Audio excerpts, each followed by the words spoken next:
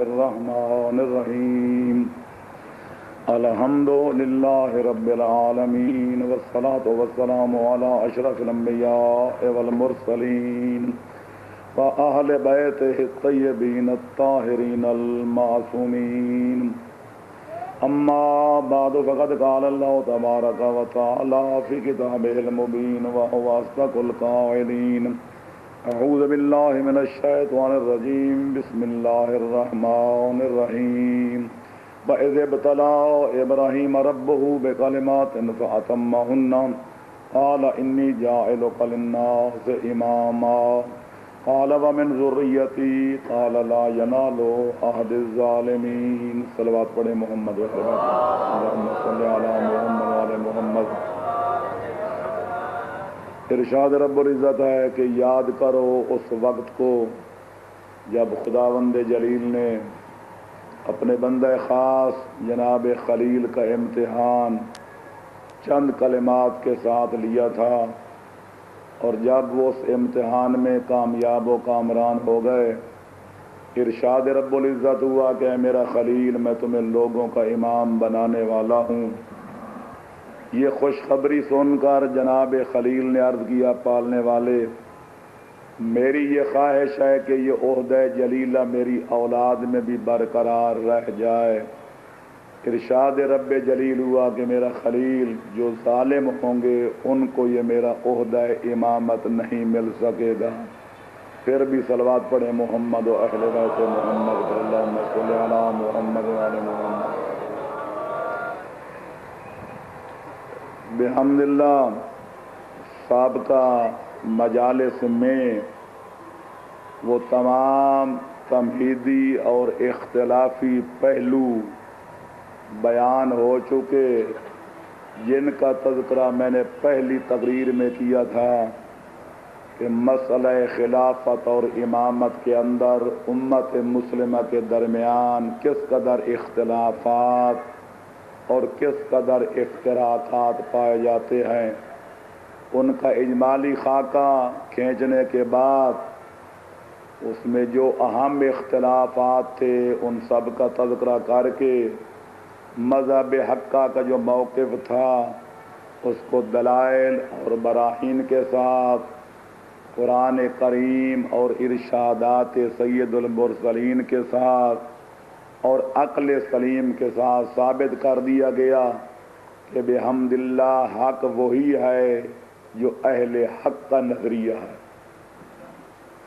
آج سلسلہ کلام یہاں تک پہنچ چکا کہ جن شرائط امامت کا کل اور پرسوں کی 2 مجلسوں میں تذکرہ کیا گیا تھا کہ کوئی خلیفۃ النبی، کوئی کائنات کا امام، کوئی عالمین کا ہادی اور رہنما اس وقت تک پیغمبر خاتم کی مسند پہ نہیں بیٹھ سکتا، عہدہ امامت پر فائز نہیں ہو سکتا، منصب خلافت پر ممتاز نہیں ہو سکتا جب تک اس کے اندر یہ شرائط خلافت و امامت نہ پائے جائیں. اور وہ آپ کو یاد ہوگا کہ سب سے پہلے میں نے عرض کیا تھا کہ اس سلسلہ میں اس کو عالم علم لدنی ہونا ضروری ہے، گناہوں سے معصوم اور منزہ ہونا ضروری ہے، سارے عالم سے بڑھ کر بہادر اور دلیر ہونا ضروری ہے، اور پھر صاحب معجزہ ہونا ضروری ہے. اور سب سے آخر میں نے یہ ثابت کیا تھا کہ جب تک ہر صفت کمال میں تو سارے عالم یا عالمین سے افضل و اعلیٰ نہ ہو، ہر لحاظ سے افضل و اکمل نہ ہو، اس وقت تک وہ منصب امامت پر فائز نہیں ہو سکتا. صلوات پڑھیں محمد و اہل بیت محمد. اچھا، خدا بند عالم شفا عطا فرمائے. دعا کریں. سیدزادہ بیمار ہے، داخل اسپتال ہے. خدا بند عالم بیمار ہے، کربلا کا صدقہ عزیز کو شفا کاملہ عطا فرمائے. صلوات پڑھیں محمد و اہل بیت محمد پر. اللہم صلی علی محمد. تو اب دیکھنا یہ ہے کہ ساری بحث کا لب لباب اور نتیجہ کیا برآمد ہوتا ہے. یہ تو عقلی فارمولہ تھا، جو بیان ہو چکا کہ امام اور پیغمبر کے قائم مقام میں کن صفات، کن قدسی ملکات اور کن خصائل اور کن شمائل کا ہونا ضروری ہے، جب وہ ثابت ہو گیا اب دیکھنا یہ ہے کہ جتنے دعوے داران خلافت، جتنے مدعیان امامت پیغمبر خاتم کے بعد نظر آتے ہیں، وہ اس معیار پر پورا کون اترتا ہے؟ ظاہر ہے کہ جس کے اندر اللہ اکبر، اللہ اکبر، یا رسول اللہ، یا علی، اللہم صلی علی محمد وآل محمد وعجل فرجہم۔ خداوند عالم کا بھی قرآن میں یہ اصول ہے کہ جب بھی کسی ایسے اہم عہدے یا منصب کے لیے اس کے مستحقوں کا ذکر کرتا ہے تو نام نہیں لیتا، صفات بیان کرتا ہے، کیونکہ اگر خدا نام لے لیتا تو نام پر نام رکھے جا سکتے ہیں، لیکن صفات و علامات اپنے اندر پیدا نہیں کیے جا سکتے۔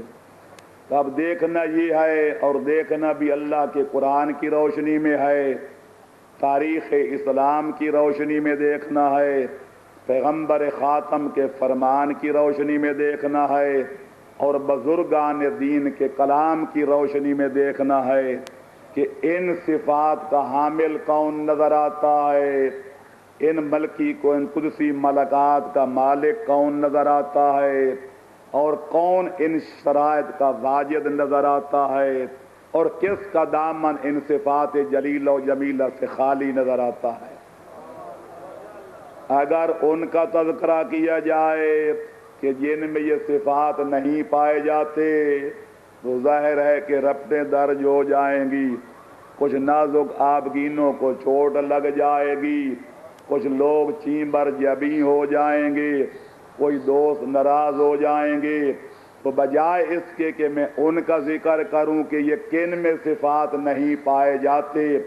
میں ان سب جانتا ہوں کہ یہ عرض کر دوں کہ کن میں یہ صفات پائے جاتے ہیں۔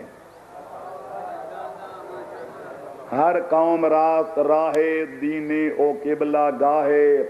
ہر قوم کا اپنا راہ ہے، ہر قوم کا اپنا قبلہ ہے، ہر قوم کا اپنا قبیلہ ہے۔ تو میں کسی کے بارے میں کچھ نہیں کہتا، ہر آدمی کو اپنے پیشوا مبارک ہوں،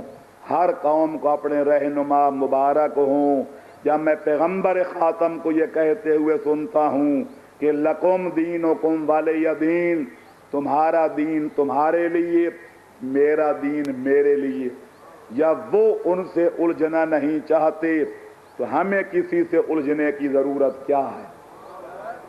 بس میرا کام مثبت پہلوؤں کو پیش نظر رکھنا ہے، اور انشاءاللہ آج اور کل کی مجلس میں ان 5 صفات جلیلہ و جمیلہ کو سامنے رکھ کر میں اللہ کے قرآن، پیغمبر خاتم کے فرمان اور صحابہ کرام کے کلام اور تاریخ اسلام کی روشنی میں روز روشن سے بھی زیادہ واضح کر دوں گا کہ اگر یہ 5 شرائط امامت، یہ 5 صفات خلافت، یہ 5 قدسی صفات و علامات پیغمبر خاتم کے بعد اگر پورے عالم امکان کے لوگوں میں سے، دعوے داران امامت میں سے، مدعیان خلافت میں سے اگر کسی ہستیوں میں پائے جاتے ہیں تو یا علی ہیں یا اولاد علی ہیں، کوئی غیر نہیں ہے۔ یا علی، آؤ خدا کرے یہ 2 مجلسوں میں مرحلہ طے ہو جائے۔ آج میں چاہتا ہوں کہ علم کے بارے میں جو سب سے پہلی صفت جلیلہ و جمیلہ ہے، پیغمبر خاتم کے بعد ساری امت سے بڑا عالم علم لدنی کون ہے؟ سب سے بڑا عالم علم قرآن کون ہے؟ ساری کائنات سے بڑھ کر شریعت محمدیہ کا عالم اور حلال و حرام کا عالم کون ہے؟ ساری کائنات میں سب سے بڑا صاحب فضل و کمال کون ہے، اس کا تذکرہ کر دوں۔ اور آپ جانتے ہیں کہ میری مراد اس سے امیر المؤمنین کی ذات والا صفات ہے، تو قرآن بھی اسی بات کو بیان کر رہا ہے، نبی کا فرمان بھی یہی ہے، صحابہ کرام کا کلام بھی یہی ہے، اور 1400 سال کے مورخین کی لکھی ہوئی تاریخ اسلام بھی یہی کہتی ہے کہ پیغمبر کے بعد پورے عالم امکان میں نہ زمین کے اوپر کی قید، نہ آسمان سے نیچے کی قید، بلکہ پورے عالمین میں حسنین کے بابے کے برابر کوئی عالم علم لدنی نہیں ہے۔ یا علی، اگر ایک ایک آیت کو لے لیا جائے، ایک ایک روایت کو لے لیا جائے، پھر اس کی تشریح و توضیح میں آدمی چلا جائے تو پھر ایک ایک آیت ایک ایک مجلس لے جائے گی، لیکن میں چاہتا ہوں کہ کم از کم ایک مجلس میں مولا امیر کے علم کا اثبات ہو جائے۔ اس سلسلہ میں مجھے چند آیتیں بھی پڑھنی پڑیں گی،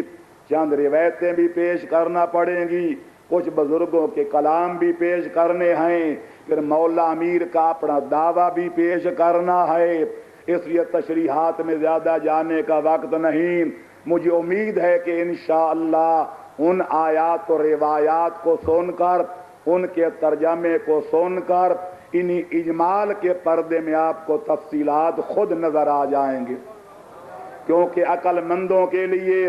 دانش مندوں کے لیے اشارہ کافی ہوتا ہے۔ قطرہ میں دجلہ دکھائی نہ دے اور جوز میں کل، کھیل بچوں کا ہوا دیدہ بینا نہ ہوا۔ قرآن کی متعدد آیتیں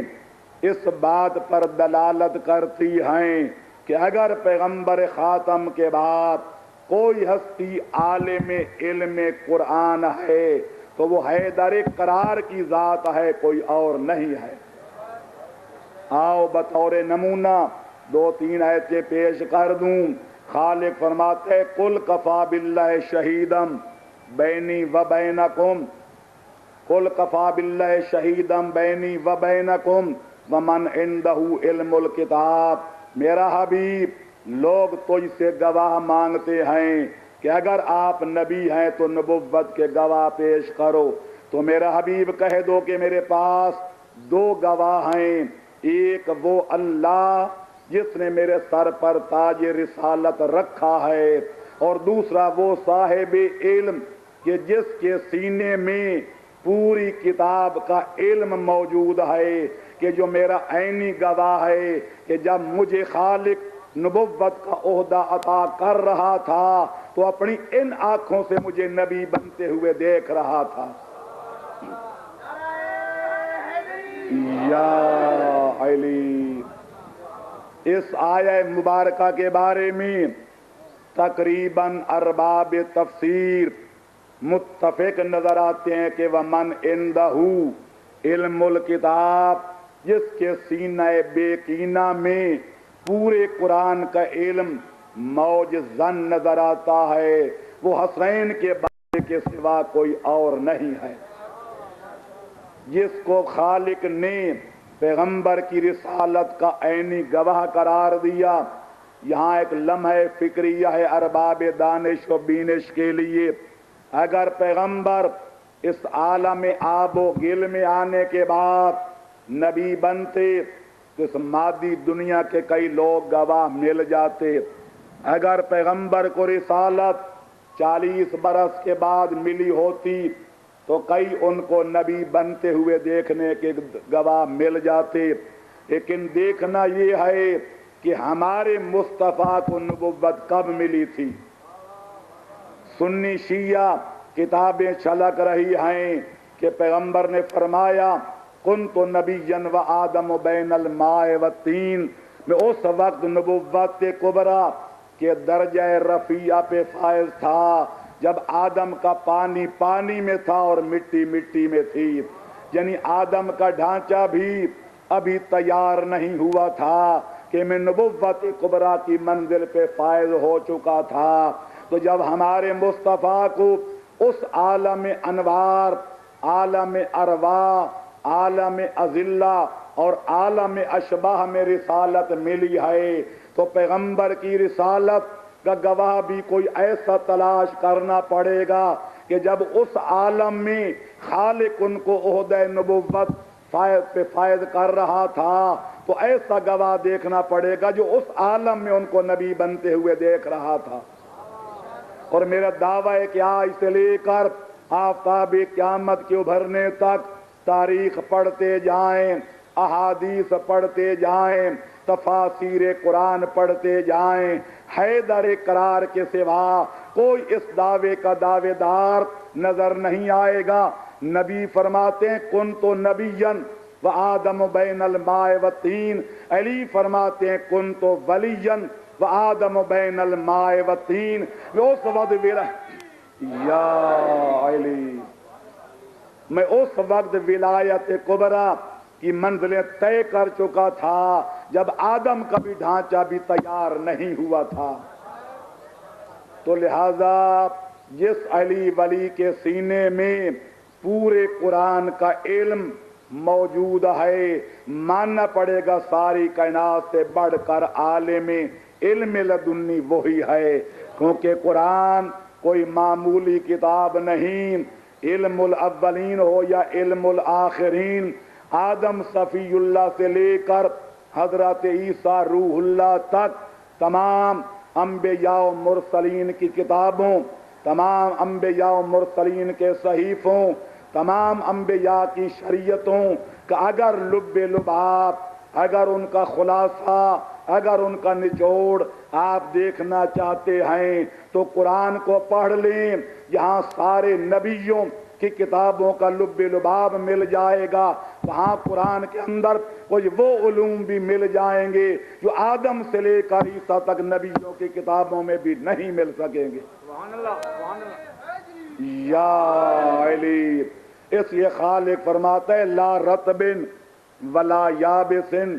الا فی کتاب مبین، کائنات ارضی و سماوی کا کوئی ایسا خشک و تر موجود نہیں جس کا تذکرہ کتاب مبین کے اندر موجود نہ ہو۔ تو لہذا جو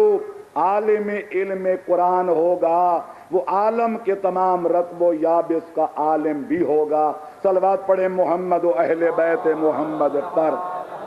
اللہم صلی علی۔ دوسری آیہ مبارکہ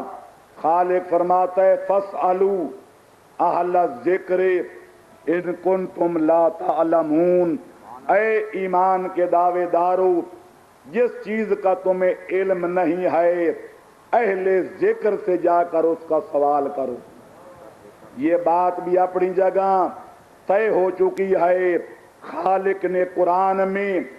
دو چیزوں کو ذکر کہا ہے، ایک نبی کو،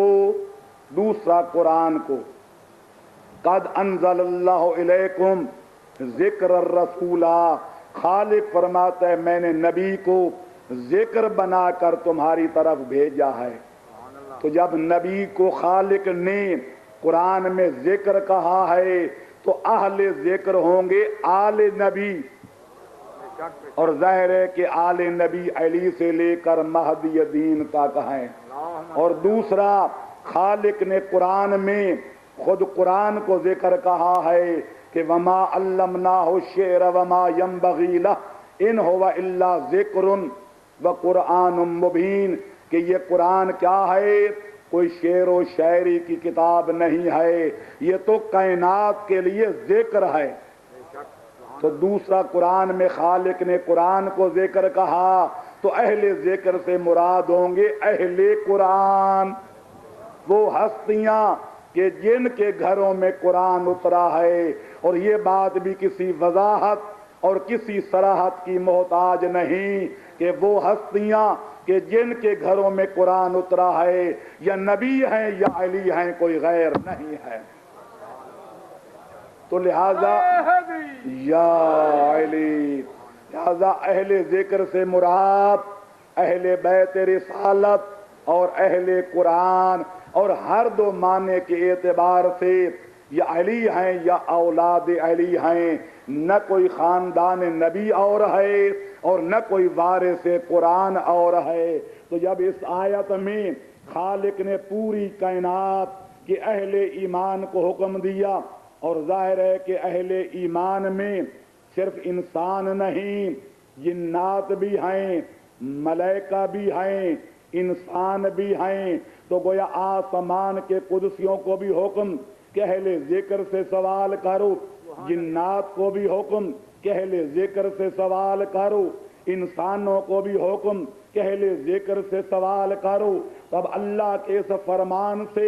یہ چیز ثابت ہوتی ہے کہ اہل ذکر کو ایسا ہونا چاہیے کہ فرشتے آ کر سوال کریں، جنات آ کر سوال کریں، انسان آ کر سوال کریں، شریعت کے بارے میں کریں یا دنیا کے بارے میں کریں، ماکان کے بارے میں کریں یا ما یکون کے بارے میں کریں، فوق السماء کے بارے میں کریں یا تحت الثری کے بارے میں کریں، اہل ذکر وہ ہو سکتا ہے کہ سائل کا سوال ابھی ختم نہ ہونے پائے کہ اس کا نقد جواب موجود ہو۔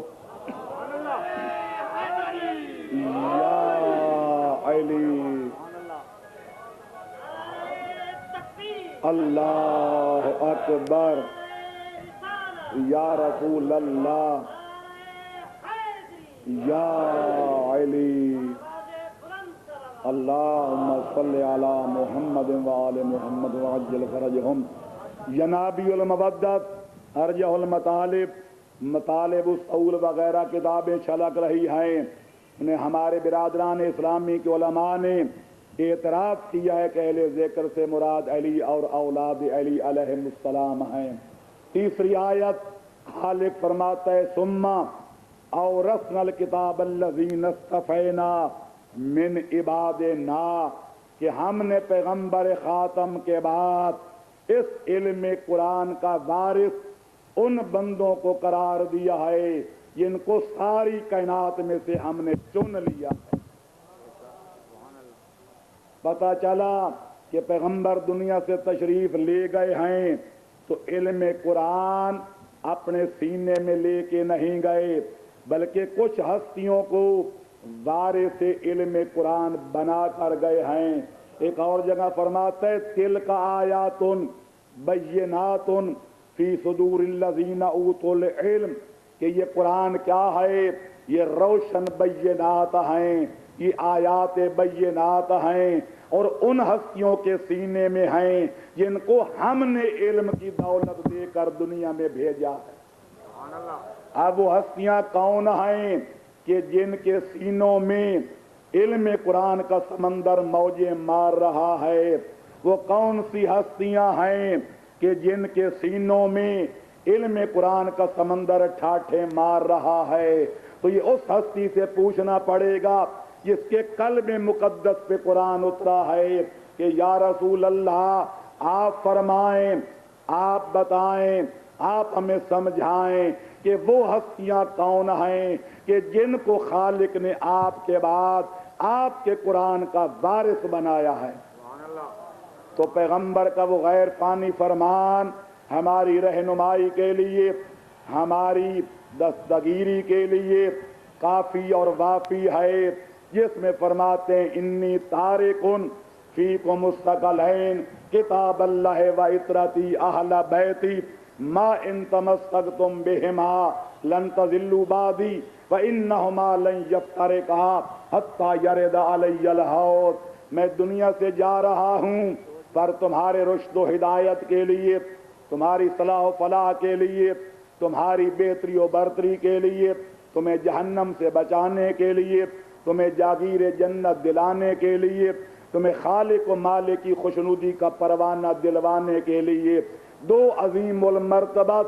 دو نفیس اور قیمتی چیزیں چھوڑ کے جا رہا ہوں۔ ایک کو قرآن اللہ کی کتاب کہتے ہیں اور دوسری چیز کو میری عطرت اہل بیت کہتے ہیں۔ جب تک ان دونوں کے دامن سے وابستہ رہو گے اس وقت تک کبھی گمراہ نہیں ہوگے۔ تو کیوں نہ میں عرض کر دوں، نبی دو چیزیں چھوڑ کے گئے ہیں، ایک قرآن صامت دوسرا قرآن ناطق. اگر سیدھے راستے پہ چلنا ہے ادھر قرآن کو پڑھتے جاؤ اور جو کچھ قرآن میں لکھا ہے علی اور اولاد علی کے کردار میں اس کو بولتا ہوا دیکھتے جاؤ. جو کچھ قرآن میں مکتوبی شکل میں نظر آئے گا وہ علی کے کردار میں بولتا ہوا قرآن نظر آئے گا. یا علی. یہ اتنی آیتیں میں سمجھتا ہوں کہ کافی ہیں، ورنہ سفینہ چاہیے اس بحر بے قراں کے لیے. یہی وجہ ہے کہ جن اہل علم کا بھی میں نے نام لیا ان کے علاوہ متعدد علماء نے اپنی کتابوں میں صراحت کی ہے کہ وہ وارثان علم کتاب، وہ اللہ کے منتخب روزگار بندے سوائے علی اور اولاد علی کے کوئی اور نہیں ہے. صلوات پڑھو محمد و اہل بیت محمد پر. آؤ آپ پیغمبر خاتم کے دفتر احادیث میں سے احادیث نبویہ ایک شمع آپ کی خدمت میں عرض کر دیا جائے کہ پیغمبر خاتم کی نظر نبوت میں تمام عالمین کے اندر سب سے بڑا عالم علم لدنی کون ہے؟ لوگ جس کو چاہیں بڑھائیں، جس کو چاہیں گھٹائیں. آپ جانتے ہیں کہ پیرا نمی پرند مریدہ می پراند. پیر نہیں اڑتے، مرید اڑاتے ہیں. لوگوں کی مرضی، جس کو چاہیں آسمان چہارم تک لے جائیں، جس کو چاہیں تحت الثری تک نیچے گرائیں. لیکن میں یاد کرنا چاہتا ہوں خوش طرح باشد کہ سر دل براں گفت آید در حدیث دیگراں. آؤ کتب فریقین کو سامنے رکھیں، بلکہ 73 فرقوں کے مذہبی لٹریچر کو سامنے رکھیں اور پھر پیغمبر خاتم کی بارگاہ رسالت میں رجوع کریں اور ان سے معلوم کریں کہ ان کی نظر نبوت میں ان کے بعد پورے عالمین میں سب سے بڑا عالم کون ہے. اس سلسلہ میں کوئی 1 2 نہیں، 10 20 نہیں، اگر چاہوں تو سینکڑوں پیغمبر خاتم کے فرمودات، ارشادات کتب اہل اسلام سے پیش کر سکتا ہوں. لیکن مختصر اور قلیل تعداد میں کوئی چیز ہو لیکن دلہ و قلہ کے مصداق ہو تو اس کثیر سے بہتر ہے کہ صرف عدد بڑھایا جائے، مفہوم وہی ہو. اس لیے بطور ما قلہ و دلہ کے میں 3 4 پیغمبر کے ارشادات پیش کرنا اپنے مدعا کے ثبوت کے لیے کافی و وافی جانتا ہوں. اور حدیثیں بھی وہ ہیں کہ جن کے بارے میں کوئی اسلام کا فرقہ چوں چراں کرنے کی جرأت و جسارت نہیں کر سکتا. تمام اہل اسلام کی کتابیں چھلک رہی ہیں کہ پیغمبر نے استعارہ اور کنایا کے پیرایا میں فرمایا انا مدینۃ العلم وعلی بابھا من اراد العلم فلیات من الباب، کہ میں علم کا شہر ہوں، اس کا دروازہ علی ہیں. جو میرے شہر علم میں داخل ہونا چاہتا ہے اور علوم نبوت سے اپنے دامن مراد کو بھرنا چاہتا ہے، نبی فرماتے ہیں اسے مشورہ دوں گا، اسے چاہیے کہ پہلے باب علی پر حاضری دے. یا علی، اسے کہتے ہیں دریا بہباب اندر. پیغمبر نے بلبلے میں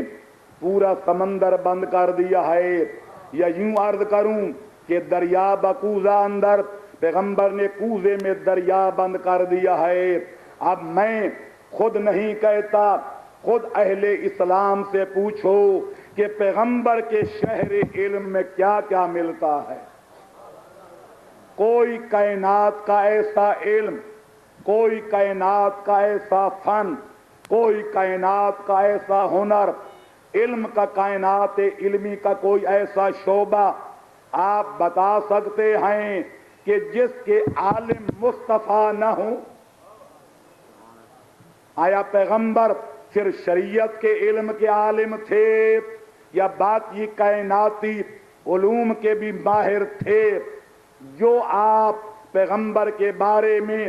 نظریہ قائم کریں گے آپ کو ماننا پڑے گا جو کچھ شہر میں ہے وہ جو بھی باہر آئے گا دروازے کی طرف سے باہر آئے گا۔ اگر نبی کا علم صرف علوم شریعت تک محدود ہے تو علی کا علم بھی صرف شرع شریف تک محدود ماننا پڑے گا، لیکن اگر آپ بحیثیت ایک مسلمان ہونے کے نبی کے علم کی کوئی حد مقرر نہیں کر سکتے، کوئی شعبہ علم معین نہیں کر سکتے، اگر آپ کا یہ عقیدہ ہے کہ الرحمن علم القرآن، ہمارا نبی وہ ہے جن کا معلم خالق کے دو جہان ہے، جس کا پڑھانے والا خدا ہو اور جس کی سند یہ ہو کہ وَعَلَّمَكَ مَا لَمْ تَكُنْ تَعْلَمْ، اے میرا حبیب جو کچھ تو نہیں جانتا تھا وہ سب کچھ میں خالق نے تجھے پڑھا دیا ہے۔ اگر پیغمبر کے علم میں نقص ہے تو پھر خالق کے علم میں نقص ماننا پڑے گا، لیکن اگر معلم ناقص نہیں، دینے والے پڑھانے والے کے مبدأ جود میں کوئی کمی نہیں، کوئی بخل نہیں، اور پڑھنے والے کے دامن میں بھی کوئی کمی نہیں، کوئی کوتاہی نہیں، تو پڑھانے والا جواد ہے، پڑھنے والا بہت بڑا وسیع دامن والا ہے۔ اب اللہ ہی بہتر جانے کہ اس نے پڑھایا کتنا، مصطفیٰ نے پڑھا کتنا۔ ہم اتنا جانتے ہیں کہ پورے عالمین میں آدم سے لے کر عیسی ابن مریم تک سارے نبیوں کا علم اکٹھا کر دیا جائے تو نبی کے علم کے مقابلے میں وہ نسبت بھی نہیں رکھتا جو سمندر کے مقابلے میں ایک قطرے کی ہوتی ہے۔ تو نبی فرما اللہ اکبر یا رسول اللہ یا علی اللہم صلی علی محمد وعلی محمد۔ تو نبی ہیں شہر علم، علی ہیں اس کا دروازہ، اور نبی مشورہ دے رہے ہیں بلکہ حکم دے رہے ہیں فلیات من الباب، جو بھی میرے شہر علم میں داخل ہونا چاہتا ہے اور علوم نبویہ، علوم الہیہ، علوم ربانیہ سے دامن مراد کو پر کرنا چاہتا ہے، اسے چاہیے کہ باب حیدر پہ حاضری دے۔ اب یہاں ایک سوال پیدا ہوتا ہے، عالمین کا نبی، رحمت للعالمین، نذیر للعالمین، خاتم الانبیاء والمرسلین، جب اپنے شہر علم کا دروازہ علی ولی کو بنا رہے تھے تو اب سوال ابھر کے جو سامنے آتا ہے وہ یہ ہے، ہر مسلمان کو سوچ کر اس کا جواب دینا ہوگا کہ اس نبی خاتم، اس نبی امی، اس نبی عالمین کی نگاہ نبوت میں علی سے بڑھ کر یا علی کے برابر کوئی اور بھی عالمین میں عالم تھا یا نہیں تھا؟ اگر کہتے ہو کہ نبی خاتم کی نگاہ نبوت میں علی سے بڑھ کر یا علی کے برابر کوئی اور عالم تھا تو میں پوچھتا ہوں پھر ان کو نظر انداز کیوں کیا، علی کو منتخب کیوں کیا؟ کیا اس لیے کہ وہ غیر تھے، علی اپنے تھے، وہ اغیار تھے، علی رشتہ دار تھے، وہ پرائے تھے، وہ بیگانے تھے، علی یگانے تھے؟ تو جو کنبہ پروری فرمائے، جو جنبہ داری فرمائے، جو غلط حمایت کاری فرمائے، وہ تو ایک منصف مزاج جج نہیں ہو سکتا، وہ خاتم الانبیاء عصمت کبریٰ کا تاجدار کس طرح ہو سکتا ہے؟ لہذا دو ہی راستے ہیں، اگر یہ کہتے ہو کہ کائنات میں علی سے بڑھ کر یا علی کے برابر کوئی اور عالم تھا پر اس کو غیر سمجھ کر نبی نے نظر انداز کر دیا تو نبی پر کنبہ پروری کا الزام عائد ہوگا۔ جو کنبہ پروری فرمائے، جو جنبہ داری فرمائے وہ معصوم نہیں ہو سکتا، جو معصوم نہ ہو وہ نبی نہیں ہو سکتا، جو نبی نہ ہو وہ خاتم الانبیاء نہیں ہو سکتا۔ یا علی. تو لہذا اگر کوئی اور علی کے برابر عالم مانو گے تو حسین کے نانے کی نبوت کا کلمہ چھوڑنا پڑے گا، اور اگر ان کو نبی ماننا ہے، ان کو خاتم الانبیاء جاننا ہے، تو میرے بزرگوں، میرے بھائیوں اور میرے عزیزوں، ہر مسلک اسلامی سے تعلق رکھنے والوں، سوچ کے کہتا ہوں، سمجھ کے کہتا ہوں، اور آپ بھی سوچ و سمجھ کے فیصلہ کریں. اگر نبی کا کلمہ پڑھنا ہے تو پھر ماننا پڑے گا کہ عالمین کے نبی کی نگاہ میں پورے عالمین کے اندر، عالم علوی کے اندر، عالم سفلی کے اندر، ما کان کے اندر، ما یکون کے اندر، فوق السماء کے اندر، تحت الثری کے اندر، پیغمبر خاتم کی نظر میں علی کے برابر کوئی عالم نہیں تھا. یا علی، یا علی. علامہ سید حامد حسین لکھنوی اعلی اللہ مقامہ نے اسی مدینۃ العلم کی حدیث پر ابقات الانوار کی 2 ضخیم جلدیں مرتب فرمائی ہیں، اور ہمارے برادران اسلامی کی 142 مستند معتبر کتابوں سے، سچے راویوں کی زبان سے اس حدیث مقدس کے اسانید جمع فرما کر ثابت کیا ہے کہ اگر یہ حدیث صحیح نہیں ہے تو کائنات میں مصطفیٰ کی کوئی ایک حدیث بھی درست نہیں ہے. صلوات پڑھو محمد و اہل بیت محمد پر. میں صرف اشاروں اور کنایوں میں لپیٹ کے ایک بات یہاں اور عرض کر کے آگے بڑھوں گا. کچھ لوگوں نے علی کے ساتھ کچھ اور لوگوں کو بھی شامل کرنے کی ناکام کوشش ضرور کی ہے کہ پیغمبر فرماتے ہیں میں علم کا شہر ہوں. پونے کا شہر بنتے ہیں کوٹھوں سے، مکانوں سے، اور کوئی مکان اس وقت تک مکمل نہیں ہو سکتا جب تک پہلے اس کا کوئی میدان نہ ہو، کوئی جگہ نہ ہو. پھر جگہ پر جب تک دیواریں کھڑی نہ کی جائیں، دیواروں پر جب تک چھت نہ ڈالی جائے، پھر چھتیں قائم نہیں رہ سکتی جب تک نکاح سے آپ کے لیے کوئی پرنالہ نہ لگایا. تو آپ سمجھ گئے ہوں گے کہ جو تم چھلے لگائے گئے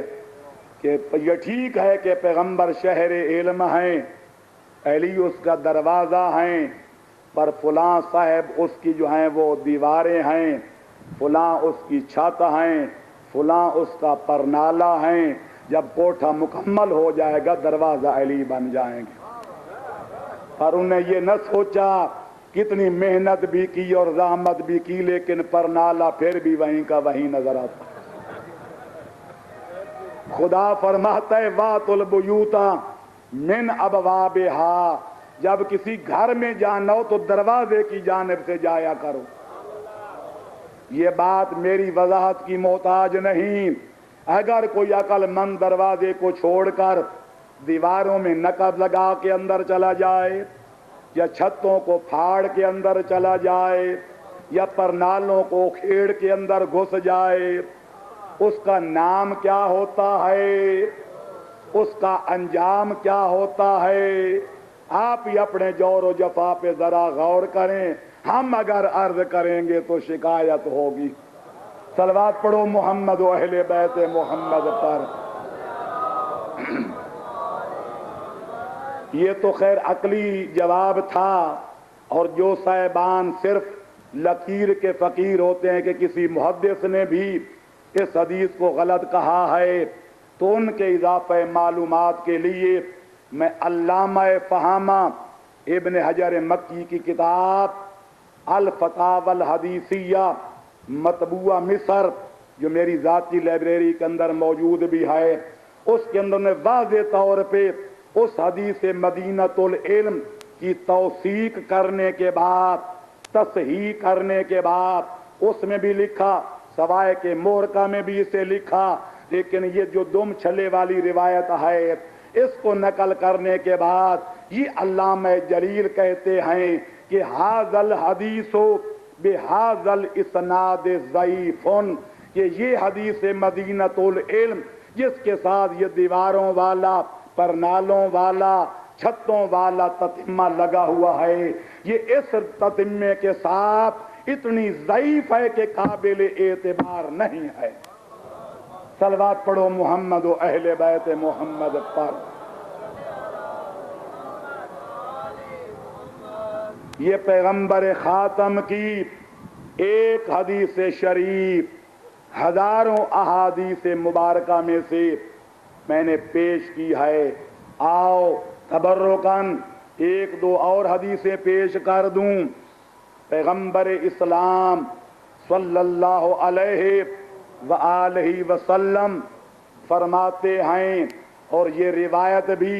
الریاض النظرہ میں، مطالب السعول میں، ارجع المطالب میں، ینابی المودت میں، فرائد الصمتین ہموینی میں، الغرض 20 کتابوں کے اندر موجود ہے۔ فرماتے ہیں قسم العلم علی عشرۃ اجزاء، پوری کائنات کے علوم کو اکٹھا کیا جائے تو 10 حصوں پر ان کو تقسیم کیا جا سکتا ہے۔ لقد اوتی علی 19 العلم، حیدر کرار کو 9 حصے علم کے بلا شرکت غیر دیے گئے ہیں۔ وَأَيْمُ اللَّهِ لَقَدْ شَارَكَكُمْ فِي الْعُشْرِ الْبَاقِي، اور جہاں تک 10ویں حصے کا تعلق ہے، اس 10ویں حصے میں بھی علی شریک غالب نظر آتے ہیں۔ یا علی،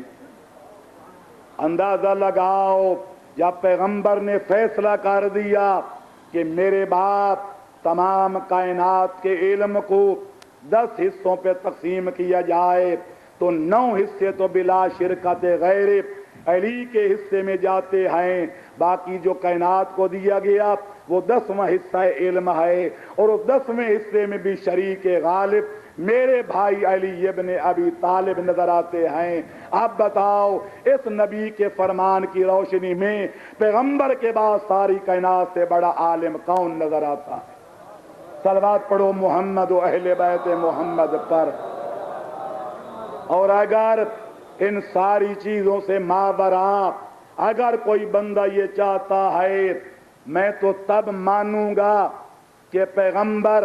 علی ولی کا نام لے کر یہ وضاحت کر دیں کہ جہاں جہاں تک میری نبوت اور رسالت کا تعلق ہے، علی پوری کائنات میں سب سے بڑے عالم علم لدنی نظر آتے ہیں۔ تو میں ان حضرات کی تواضع طبع کے لیے یہ مطالبہ بھی پورا کیے دیتا ہوں کہ علامہ ابن عبد البر ہمارے برادران اسلامی کے نام ور عالم دین گزرے ہیں۔ ان کی کتاب الاستیعاب فی معرفت الاصحاب، صحابہ کرام کے حالات میں بہت بڑی مستند اور معتبر کتاب سمجھی جاتی ہے، جو ایک بار حیدرآباد دکن سے اور کئی بار مصر سے شائع ہو چکی ہے۔ اس کتاب کے اندر امیر المؤمنین کے حالات کے سلسلہ میں وہ پیغمبر خاتم کی یہ حدیث مبارک درج کرتے ہیں کہ پیغمبر اسلام نے ما ینتے کو عن الہوا کے مصداق نبی نے، علت غائی کائنات نبی نے، ساری دنیا اور سارے عالم کے عالمی نبی نے فرمایا عالم امتی علی ابن ابی طالب۔ فرماتے ہیں جہاں جہاں تک میری نبوت اور میری رسالت کا تعلق ہے، اور ظاہر ہے کہ یہ بات سب جانتے اور مانتے ہیں کہ جہاں تک رب العالمین کی ربوبیت کا تعلق ہے، وہاں تک حسین کے نانے کی رحمت اور رسالت کا تعلق نظر آتا ہے۔ وہ رب العالمین، یہ رحمت للعالمین، وہ الہ العالمین، یہ نذیر للعالمین۔ تو عالمین کا عالمی نبی کہتا ہے کہ جہاں جہاں تک میری امت کا تعلق ہے، سب سے بڑھ کر اگر کوئی بڑا عالم علم لدنی ہے تو وہ میرا بھائی علی ولی ہے، کوئی غیر نہیں ہے۔ یا علی، صلوات پڑھے محمد و اہل بیت محمد پر۔ 3 آیتیں، 3 پیغمبر کی روایتیں، تاکہ پتہ چل جائے کہ ہر جگہ 3 کا عدد کوئی ایسا نہیں ہوتا جسے نظر انداز کر دیا جائے۔ مغرب کی رکعتیں بھی 3 ہیں۔ صلوات پڑھو محمد و اہل بیت محمد پر۔ 3 آیتیں، 3 روایتیں، آؤ بزرگوں کے 3 قول بھی پیش کر دوں۔ صلوات پڑھیں محمد و اہل بیت محمد پر۔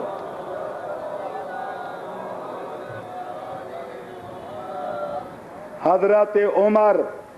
ہمارے اسلامی برادری کے دوسرے خلیفے، ان کا قول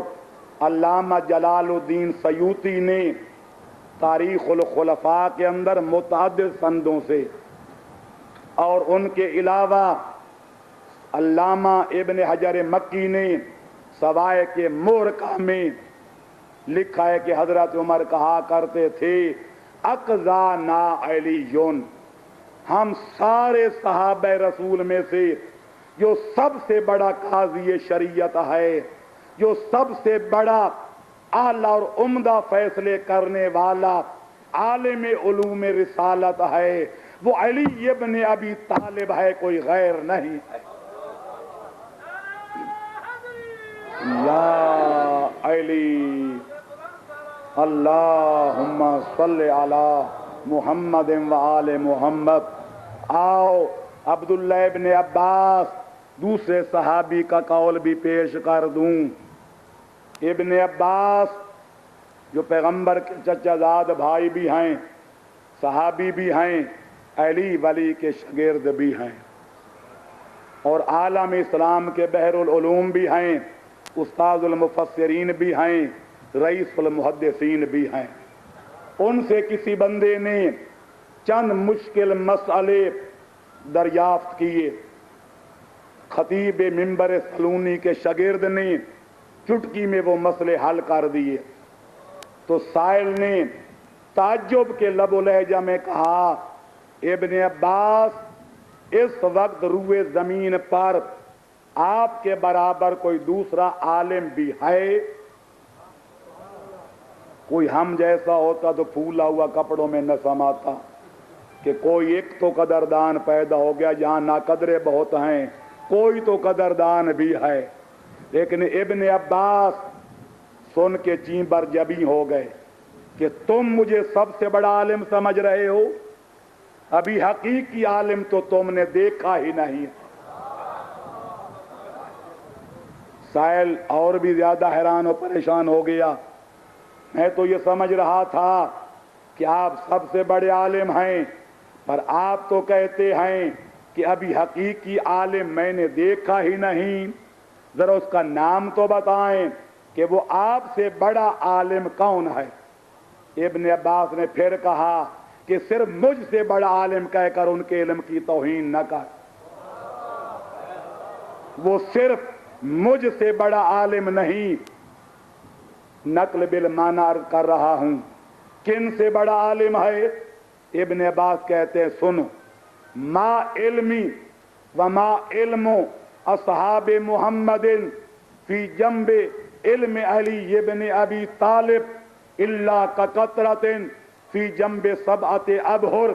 صرف میرا نہیں، پیغمبر خاتم کے تمام صحابہ کرام کے علم کو اکٹھا کر دیا جائے اور ہم سب کے علم کو اکٹھا کر کے جمع کر کے علی کے علم کے مقابلے میں رکھ دیا جائے تو جو ایک قطرے کو 7 سمندروں سے نسبت ہوتی ہے، ہم سب کے علم کو علی کے علم سے وہی نسبت نظر آئے گی۔ یا علی، یا علی، اللہم صلی علی محمد و آل محمد۔ اطمینان قلب کے لیے پڑھو ارجح المطالب،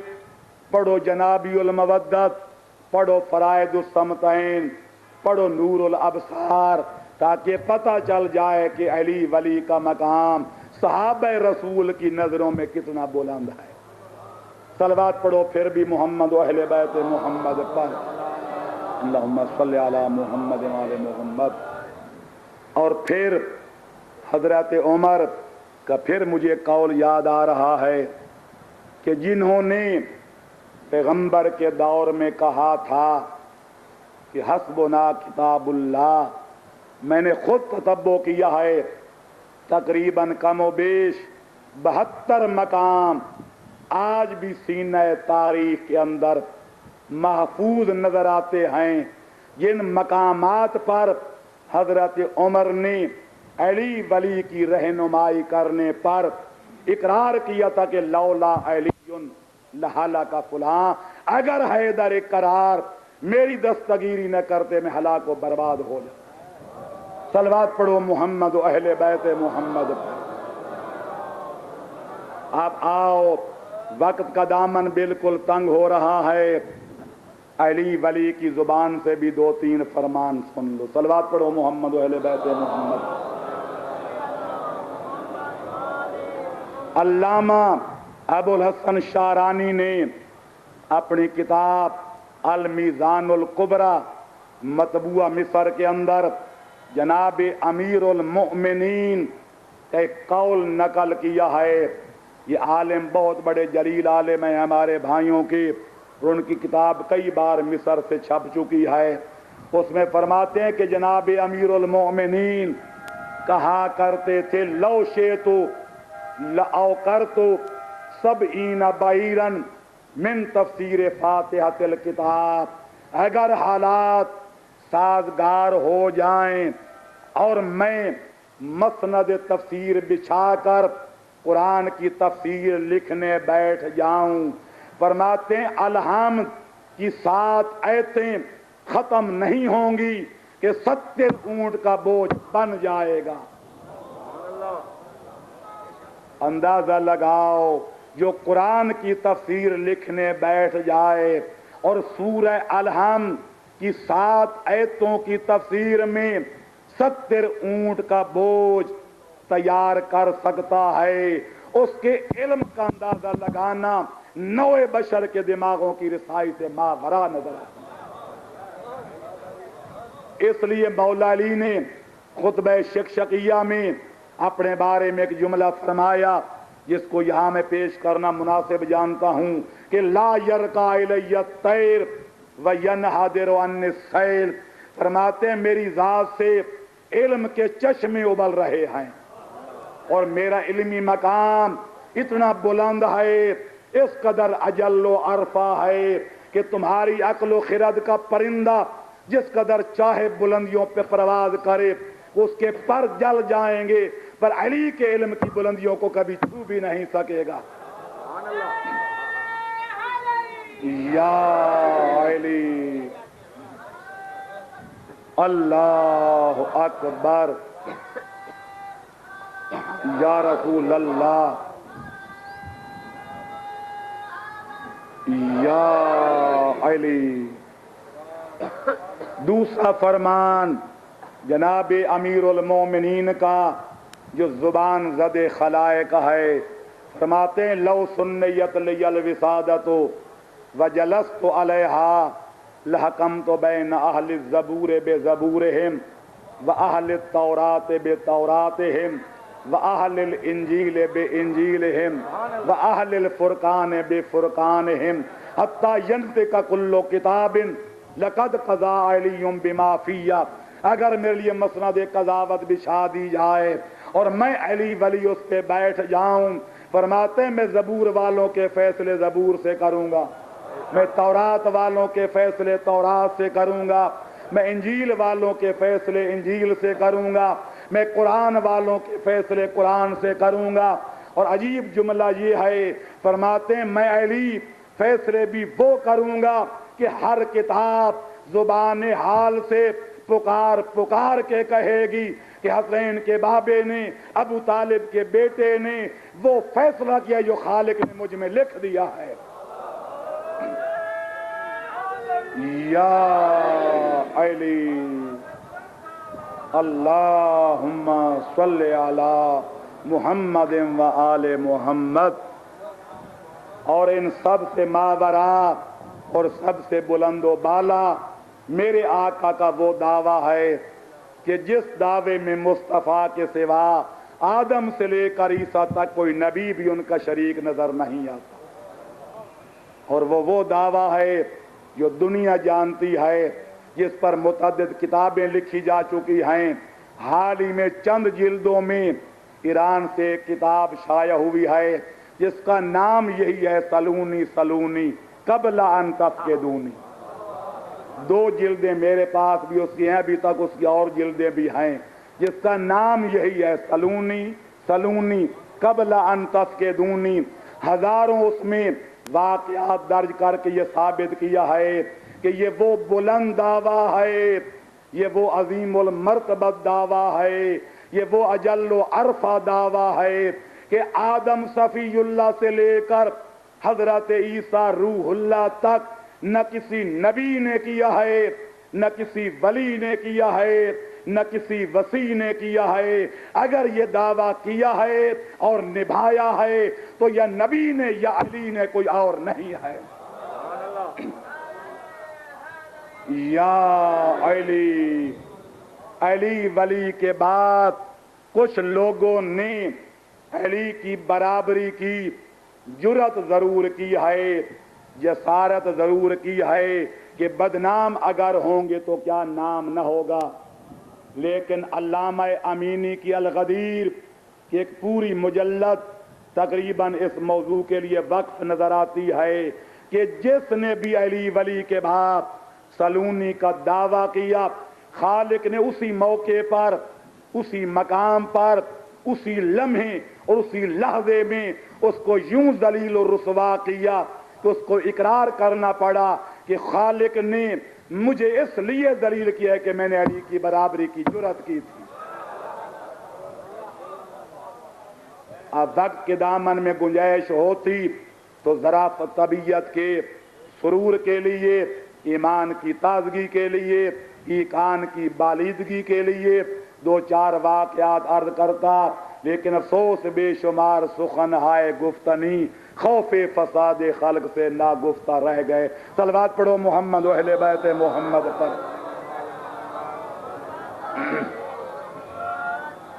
الغرض امیر المومنین، مولا کے فرمان بھی میں نے 3 پیش کر دی۔ مولا کائنات کا علمی مقام اس قدر بلند و بالا ہے، حقیقت یہ ہے کہ ہم جیسا کجمل لسان آدمی، ہیچ مدان،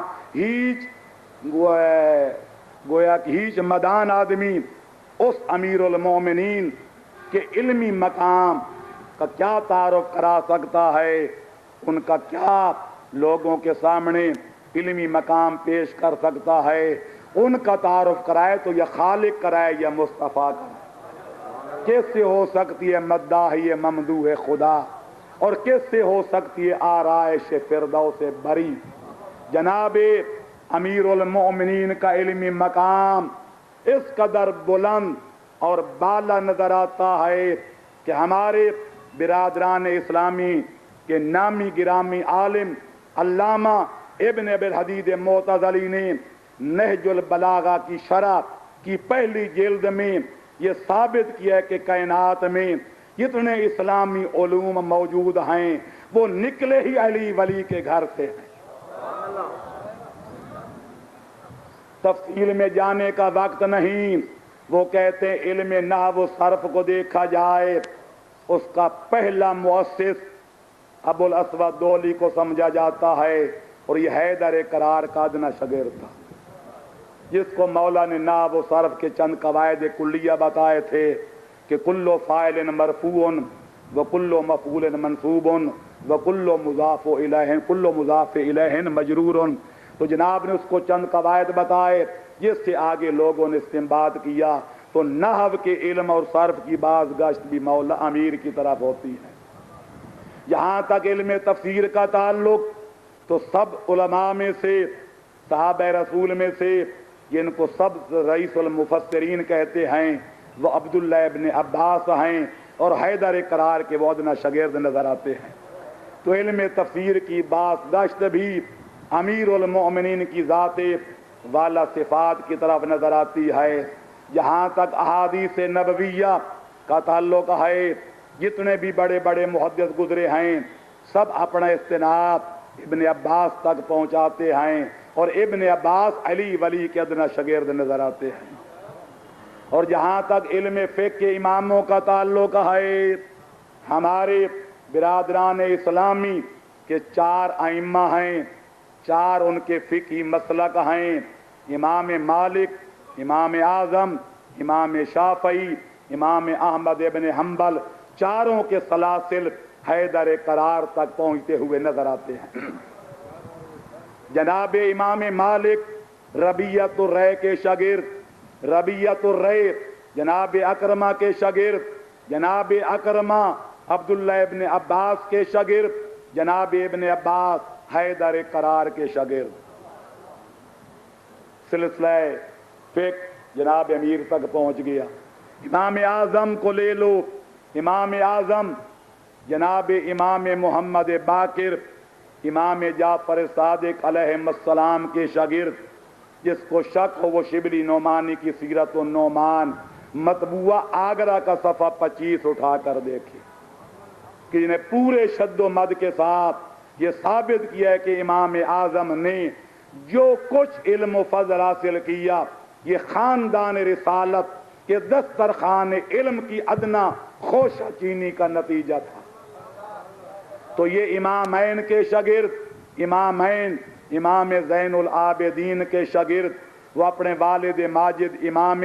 حسین علیہ السلام کے شاگرد، وہ اپنے والد ماجد حیدر قرار کے شاگرد، تو ان کا سلسلہ بھی جناب امیر تک پہنچ گیا۔ اب رہ کے جناب امام شافعی، وہ جناب امام محمد کے شاگرد، امام محمد جناب امام اعظم کے شاگرد، پھر سلسلے کو آگے چلاؤ، ان کا سلسلہ بھی امیر المومنین تک پہنچ گیا۔ باقی رہ گئے امام احمد ابن حنبل، وہ امام شافعی کے شاگرد، امام شافعی محمد کے شاگرد، جناب محمد امام اعظم کے شاگرد، امام اعظم صادقین کے شاگرد، وہ اپنے آباء و اجداد کے شاگرد، وہ حیدر قرار کے شاگرد۔ صلوات پڑھ دو محمد و اہل بیت محمد پر۔ حقیقت یہ ہے، یہ کہہ کے ختم کر دوں، حقیقت یہ ہے اور اس کے سوا کچھ اور نہیں ہے کہ جتنے بزرگ حیدر قرار کے دور میں گزرے ہیں اور ان کے بعد بھی ہمیشہ علی ولی کی طرف رجوع کرتے رہے ہیں، اور میں نے تجلیات صداقت میں اہل عالم کو دعوت دی ہے کہ اپنی کتابوں سے، کائنات کی کسی ایک کتاب سے مجھے ایک واقعہ دکھا دو کہ نبی کے بعد علی نے بھی کبھی کسی اور کی طرف رجوع کیا۔ تفصیلات میں جانے کا وقت نہیں، ورنہ میں ایک ایک دور کے واقعات بتاتا کہ پہلے دور میں کب اور کن کن موضوعات میں علی ولی کی طرف رجوع کیا گیا، دوسرے دور میں کن کن مقامات پر علی ولی کی طرف رجوع کیا گیا، تیسرے دور میں کب اور کن کن موضوعات میں علی ولی کی طرف رجوع کیا گیا۔ لیکن علی ولی کا نبی کے بعد کسی کی طرف رجوع کرنا تاریخ عالم میں نہیں ملتا۔ اسی حقیقت ثابتہ کی بنا پر شیخ الرئیس کا قول تاریخوں میں ملتا ہے، ان ایک پتے کی بات ایک کہہ کے بعد ختم کر دی ہے۔ کہتے ہیں احتیاج الکل الیہ واستغناؤہ عن الکل دلیل علی انہ امام الکل۔ نبی کے بعد ساری کائنات کا علی کی طرف رجوع کرنا اور علی ولی کا ساری کائنات سے بے نیاز رہنا اس بات کی ناقابل رد دلیل ہے کہ نبی کے بعد اگر کوئی کل کا امام ہے تو علی ہے، کوئی غیر نہیں ہے۔ یا علی احتیاج الکل الیہ واستغناؤہ عن الکل دلیل علی انہ امام الکل۔ سب کا علی کی طرف آنا، علی کا سب سے بے نیاز ہونا، یہ اس بات کی ناقابل رد دلیل ہے کہ نبی کے بعد علی سب کا ولی ہے۔ صلوات پڑھو محمد و اہل بیت محمد پر۔ گھنٹے سے سوئی آگے نکل گئی اور بحمد اللہ حکایت بود طولانی، بخاموشی ادا کردم الحمدللہ کہ میں نتیجے پہ پہنچ گیا۔ ان حقائق ثابتہ کی روشنی میں اس حقیقت کا اعتراف کرنے کے بغیر کوئی چارہ کار نہیں ہے کہ نبی خاتم کے بعد پورے عالم امکان میں، پورے عالمین میں حسنین کے بابے کے برابر کوئی عالم علم لدنی نہیں ہے، بلکہ سب سے بڑا عالم و فاضل، سب سے بڑا عالم علم لدنی، سب سے بڑا عالم علم قرآن، سب سے بڑا عالم اسلام کا عالم اگر کوئی نظر آتا ہے تو حیدر کرار نظر آتا ہے۔ اور یہی دعویٰ تھا جو سب سے بڑا عالم ہوگا نبی کی مسند کا وارث وہی ہوگا۔ تو لہذا یہ تو دنیا علی کے برابر مجھے کوئی عالم دکھائے، اور اگر قیامت تک کوئی پیش نہیں کر سکتا تو میں دست بستہ گزارش کروں گا کہ ضد کو چھوڑ کر علی کے دروازے پہ جھک جائے۔ یا علی اللہم صلی علی محمد و آل محمد۔ افسوس کہ دنیا نے کبھی اہل قدر کی قدر نہ کی۔ یہی امیر المومنین، یہی لنگر آسمان و زمین، یہی سر اللہ فی العالمین یہ کہتے ہوئے دنیا سے تشریف لے گئے کہ میں اتنے بلند مقامات کا مالک، لیکن انزلنی الدہر ثم انزلنی حتی قیل علی و معاویہ، کہ لوگوں نے مجھے اتنا گرایا، اتنا اپنی منزل سے نیچے ہٹایا، آج لوگ امیر شام کے ساتھ میرا موازنہ کرتے ہیں کہ علی کا مقام بلند ہے یا فلانے کا مقام بلند ہے۔ حالانکہ تاریخ اسلام میں نے خود امیر شام کا یہ قول بچشم خود پڑھا ہے کہ وہ کہتے تھے کہ خیر البریت بعد احمد حیدر الناس ارض والوسیع سماء۔ لوگوں پوری کائنات سے، پوری کائنات میں پیغمبر خاتم کے بعد کوئی سب سے اگر افضل ہے تو وہ حیدر کرار ہے۔ ساری دنیا اس طرح پست ہے جیسے زمین، اور علی اتنا بلند ہے جیسے آسمان۔ لیکن یار لوگوں نے مولا علی کو اس سطح تک گرا دیا کہ کچھ لوگوں سے گھٹا دیا اور اس سطح پر لا کر یزید کے بابے کے مقابلے میں علی کو لا کے کھڑا کر دیا۔ اس کا صدمہ مولا علی اپنے دل میں لے کر دنیا سے گئے، ناقدری زمانہ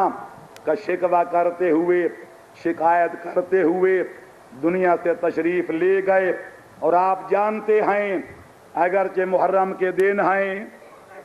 مناسبت کا تقاضا تو یہ ہے کہ سید الشہداء کے واقعات پڑھے جائیں، لیکن آپ جانتے ہیں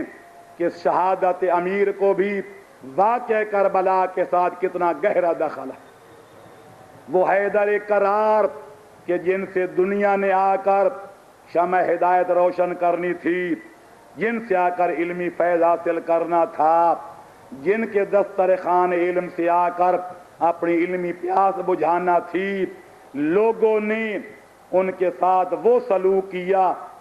کہ مولا کو کہنا پڑا ہیچ کافر نہ کند آنچے مسلمہ کردن، اور اے کاش کہ مولا کی شمع حیات کو گل نہ کرتے، بلکہ کوئی لوگوں کے مشورے سے 1000 درہم میں زہر خریدی گئی، 1000 درہم کی تلوار خریدی گئی، پھر 1000 درہم کی زہر میں وہ تلوار بجھائی گئی اور پھر حیدر کرار کے سر پہ چلائی گئی۔ یہ تو جناب امیر کا دل و گردہ تھا کہ پھر بھی 3 دن موت کا مقابلہ کیا، ورنہ خود ابن ملجم ملعون نے کہا تھا کہ اگر یہ زہر پورے اہل ارض پر، پورے اہل زمین پہ تقسیم کر دی جاتی تو ایک بندہ بھی زندہ موجود نہ رہ جاتا۔ حیدر کرار کے جب سر پر ظالم نے وار کیا، اور علامہ جزائری نے انوار میں لکھا ہے کہ اس وقت صبح صادق طلوع ہو رہی تھی، میرے آقا نے صبح صادق کو خطاب کیا کہ اے صبح صادق گواہ رہنا کہ علی کم و بیش 63 برس کی زندگی گزار کے دنیا سے جا رہے ہیں۔ علی نے ہمیشہ تجھے طلوع کرتے ہوئے دیکھا ہے، پر تو نے کبھی علی کو سوتے ہوئے نہیں دیکھا ہوگا۔ اس کے بعد مولا کی زبان سے جو جملہ نکلا وہ یہ تھا کہ بسم اللہ و باللہ وعلی ملت رسول اللہ، اور اس کے بعد جو جملہ نکلا اور زمین و آسمان کی فضاؤں میں گونجا وہ یہ تھا کہ فزت و رب الکعبہ، مجھے رب کعبہ کی قسم علی آج اپنے مقصد میں کامیاب ہو گئے۔ چنانچہ جناب امیر پہلی رکعت پڑھ چکے تھے، حسن مجتبیٰ آگے بڑھے، امام حسن نے نماز مکمل کرائی، حیدر کرار نے بیٹھ کے اشارے سے نماز پڑھی۔ وقت ختم ہو رہا ہے، میں بس جلدی ختم کر دوں۔ شہزادوں نے زمین پہ چادر بچھائی، اپنے زخمی بابے کو لٹایا، اور اس حالت میں شہزادے اپنے زخمی بابے کو خیم گھر میں لائے کہ چادر کے نیچے سے خون کی نہریں جاری تھی۔ دعا کرو کہ کسی عظیم بابے کی عظیم بیٹیاں اس حال میں اپنے بابے کو نہ دیکھیں۔ علامہ مجلسی نے جلاء العیون میں لکھا ہے کہ شہزادیاں اتنی بلند آواز سے روئیں کہ آسمان کے قدسی بھی رونے لگ گئے۔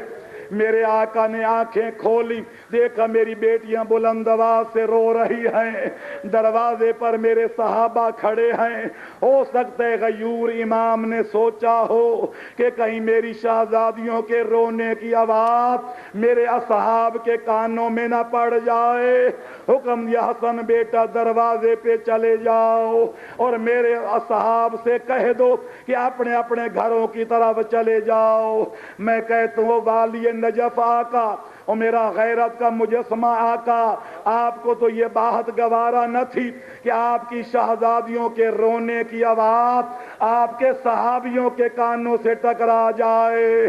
لیکن والی نجف آقا اس وقت آپ کی حالت کیا ہوئی ہوگی جب یہی کوفہ ہوگا، یہی کوفے کی شہزادیاں ہوں گی، ابن زیاد کا دربار ہوگا،